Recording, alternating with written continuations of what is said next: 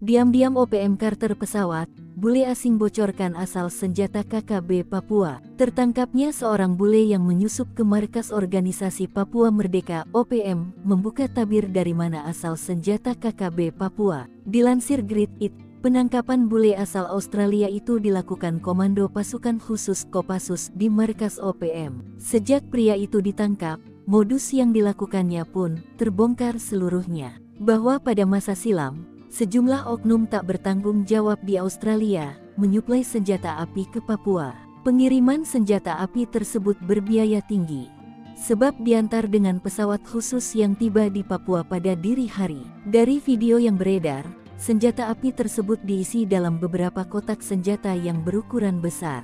Ketika pesawat bermuatan senjata selundupan itu tiba di Papua, beberapa anggota KKB terlihat telah menanti di lokasi helipad. Makanya sesaat setelah helikopter mendarat, beberapa pria langsung mengambilnya langsung dari dalam pesawat. Ketika peti senjata itu hendak diturunkan dari lambung pesawat, beberapa pria telah siap menerimanya.